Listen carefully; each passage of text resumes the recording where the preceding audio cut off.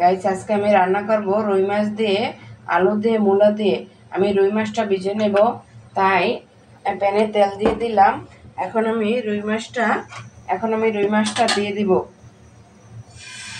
রুই মাছটা আমি আগেই লবণ দিয়ে, হলুদ দিয়ে সুন্দরভাবে মেখে রেখেছিলাম। আসসালামু আলাইকুম গাইস, আপনারা সবাই কেমন আছেন? আমার মাছটা এক পিস ভাজা হয়ে গেছে। এখন আমি মাছটাকে সুন্দরভাবে উল্টে নেব। আর মাছ ভাজার সময় যদি মাছ উঠতে না চায়, আপনারা এক চিমটি লবণ দিতে পারেন, তাইলে মাছটা সুন্দরভাবে উঠে যায়।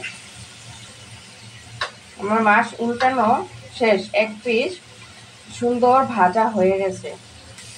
আমার মাছগুলো এপিস ওপিস ভালোভাবে ভাজা হয়ে গেছে। এখন আমি একটা বাটিতে মাছগুলো তুলে নিব।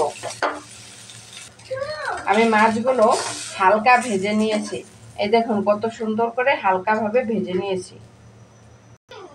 এখন আমি তেল দিয়ে দেব। তারপর আমি পেঁয়াজ কুচি আর মরিচ ফালা দিয়ে দেব। দিয়ে আমি পেঁয়াজটাকে ভালোভাবে ভেজে নেব। আমার পেঁয়াজটা ভালোভাবে ভাজা হয়ে গেছে। এখন আমি এটার সাথে অ্যাড করব মশলা। এখানে মশলা ছিল হাফ চা চামচ হলুদের গুঁড়া, 1.5 চা চামচ মরিচের গুঁড়া, 1 চা চামচ ধনিয়ার গুঁড়া, 1 চা চামচ জিরার গুঁড়া আর স্বাদ মতো লবণ। আমি মশলাটাকে এখন ভালোভাবে কষিয়ে নেব।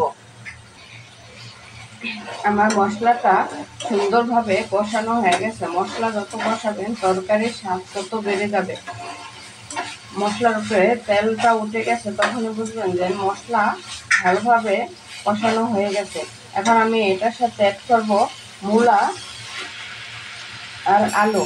আমি মূলাটা আগে একটু গরম পানি দিয়ে ভাত দিয়ে নিয়েছি, তাইলে মূলার ভিতরে যে গন্ধটা থাকে ওই গন্ধটা দূর হয়ে যায়। এখন আমি তরকারিটা একটু কষিয়ে নিব। আমার তরকারিটা কষানো হয়ে গেছে। এখন আমি এটার সাথে অ্যাড করব গরম পানি। আমি গরম পানি দিয়ে দিলাম। গরম পানি দিয়ে একটু নাড়াচাড়া করে নেব।